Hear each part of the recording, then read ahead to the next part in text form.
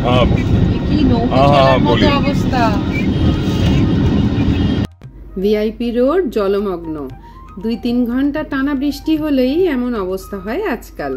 যাচ্ছি আজ এক সুন্দর গৃহপ্রবেশের অনুষ্ঠানে। তারিখটা আজ 25শে জুলাই। অনেক দিন হয়ে গেছে, কিন্তু এর মধ্যে Rakhi Purnima, Janmashtami, 15th August, teachers day গেল। তো সেই সব দিনের ব্লগগুলো এডিট করতে গিয়ে এটা একটু দেরিই হয়ে গেল। পৌঁছে গেলাম আজকের গন্তব্যে। নমস্কার বন্ধুরা, অপরাহ্নের সূর্যতে তোমাদের সকলকে স্বাগত। কেমন আছো সবাই? সর্বশক্তিমানের কৃপায় আশা করি তোমরা খুব খুব খুব ভালো আছো। মেন গেট দিয়ে ঢুকেই সব থেকে মন ভরে গেল এই সবুজে ঘেরা গাছগাছালিটা দেখে। কারণ তোমরা সবাই জানো আমি একজন গাছপ্রেমী। নীর ছোট ক্ষতি নেই, আকাশ তো বড়। নীর ছোট ক্ষতি নেই, আকাশ তো বড়।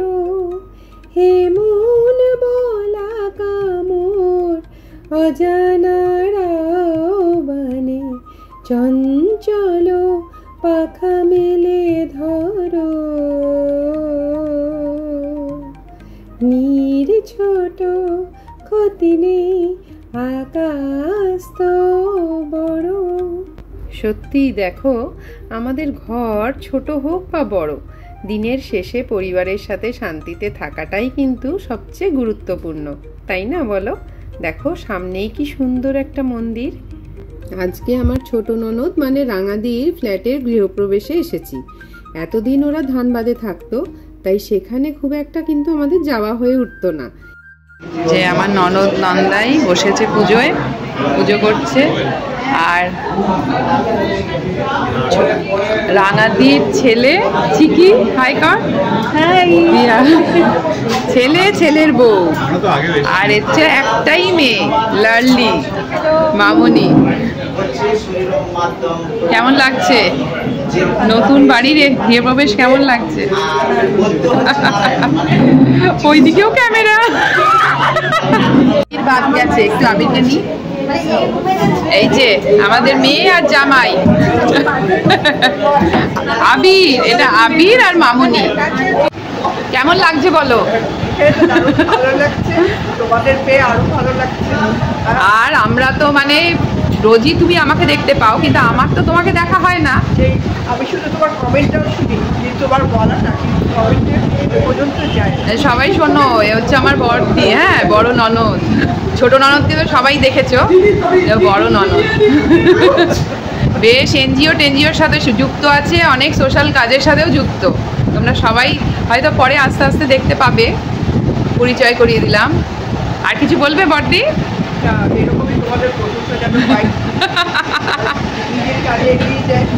আজকে আমার ছোট ননদ রাঙাদি আর কি বাড়ির গৃহপ্রবেশ।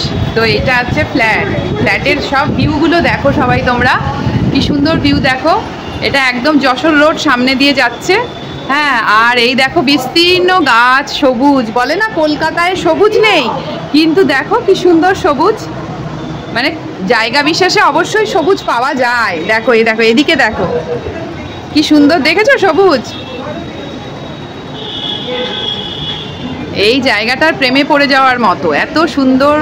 এখন তো ফ্লাইট টেক অফ করছে না, তাই জন্য বোঝা যাচ্ছে না, নাহলে এটা একদম এয়ারপোর্টের পাশে, সামনে দিয়েই এখান দিয়েই ফ্লাইট টেক অফ করে। এত সুন্দর জায়গা। আর এই যে ব্যালকনি, এখন তো ঘর বাড়ি গোছানো নেই, আজকে গৃহপ্রবেশ। সবাই এসেছে, কিছুজন চলেও গেছে। শ্রাবণ মাসে সবুজ সবুজ ওই গ্রিনারিটা দেখো, ওই গ্রিনারিটা দেখো। ও শ্রাবণ মাসের সবুজ করে এসছো? হাতে ছুরি আছে? আমারও আছে। এরকম সিন মিস করে দিচ্ছ। যার বউকে সাজাচ্ছে। চিকি, দারুণ মোমেন্ট কিন্তু। বউকে সাজাচ্ছে, পাহারা কি গো, দারুণ। দুধ ওতলানোর সময়টাও ক্যামেরাবন্দি করলাম। নতুন ঘরে প্রবেশ মানেই কিন্তু শুধু 4টে দেওয়ালের ভেতরে আসা নয়, এটা নতুন স্বপ্ন, নতুন আশা আর আশীর্বাদের শুরুও বটে। আমাদের সংস্কৃতিতে গৃহপ্রবেশ পুজো হয় শান্তি, সুখ আর সমৃদ্ধির জন্য। তাই আজ তোমাদের সাথেও এইসব শুভ মুহূর্তের কিছু অংশ শেয়ার করলাম। ভালো লাগলো। গৃহপ্রবেশ আসলে তো শুধু নতুন ঘরে ঢোকা নয়, বরং ঘরকে গৃহ বানানোর প্রথম ধাপ। ঘর যখন নতুন, তখন বিশ্বাস করা হয় যে দেবদেবীর আশীর্বাদ ছাড়া সেখানে শান্তি আসে না। তাই পুজো দিয়েই শুরু করা হয়। একটা নতুন ঘর মানে শুধু ইট পাথরের ঘর নয়, বরং পরিবারের ভালোবাসা, স্বপ্ন আর পরিশ্রমের প্রতিফলন। যখন পুজো হচ্ছিল, মনে হচ্ছিল ঘরটা যেন আশীর্বাদে ভরে উঠছে। প্রদীপের আলো, ধূপের গন্ধ, ফুলের সৌরভ, সব কিছু মিলে একটা অপূর্ব পরিবেশ। একটা আশা আজকে পূর্ণ হচ্ছে। সবার সহযোগ, ভগবান ঠাকুরের আদ্যামায়ের আশীর্বাদ, আমাদের সবার শুভকামনা, ভালোবাসা সব নিয়ে আজকে এই ফ্ল্যাটে ঢুকলাম। সব এই জায়গাটায় জড়ো হবে, সব আমরা হই হই করে খাওয়া দাওয়া করবো, গেট টুগেদার করবো। আর তোমার আমার হেসেল চ্যানেলটা যেন খুব মানে এখানে রান্নাঘর থেকে আরো বাউন্স খায়। আমার হবে। দেখো কি সুন্দর প্রকৃতির মাঝে, তোমরা তো ভালো থাকতেই হবে, ভালো থাকবেই। গুলুদা এবার কবি রিটায়ারমেন্টের পর কবিতা লিখুন, এত সুন্দর পরিবেশ। তো সুন্দর কমপ্লেক্সটারে, ওইটা মন্দির। এই এটা কিসের মন্দির রে? রাম শিব মন্দির। ও আন্ডার কনস্ট্রাকশন। হ্যাঁ,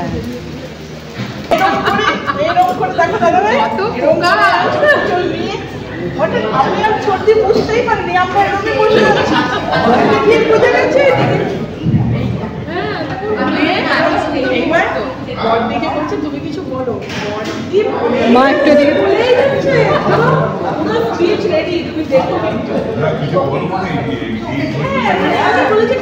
সুন্দর কথা বলেছে, মানে একটা নেত্রী একটা ভাব এসে গেছে। তবে শোনো, যে কোনো শুভ অনুষ্ঠানে আত্মীয় পরিজনদের সাথে মিলিত হওয়া আর হই হই করে সবাই মিলে বসে খাওয়া দাওয়া করা, এর যে কি আনন্দ।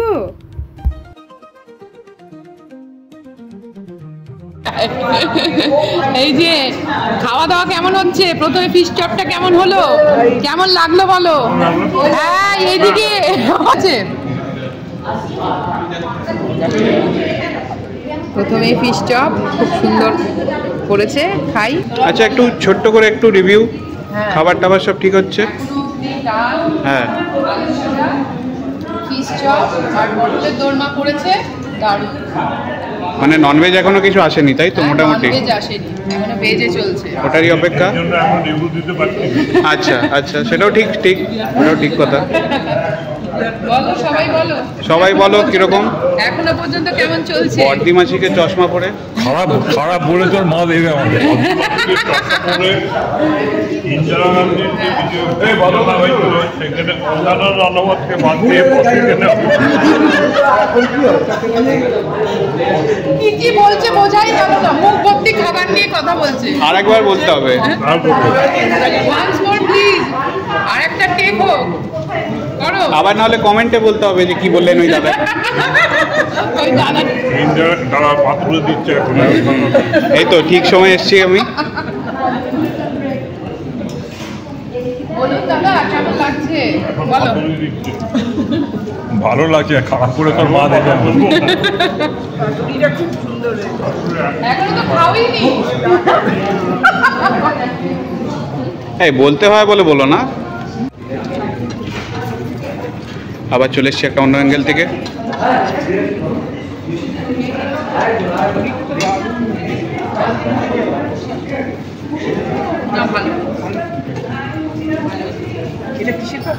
মামিরা মাসিরা জিজ্ঞেস করতে ভেটকি মাছের পাতুরি কেমন লাগছে?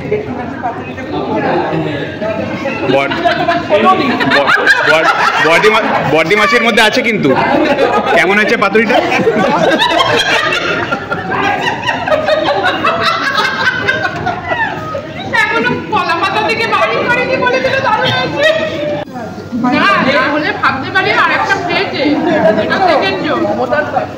চলবে, দারুণ চলবে।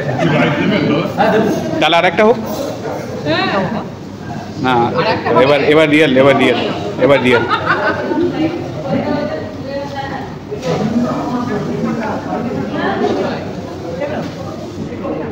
আমি খেতে পারি।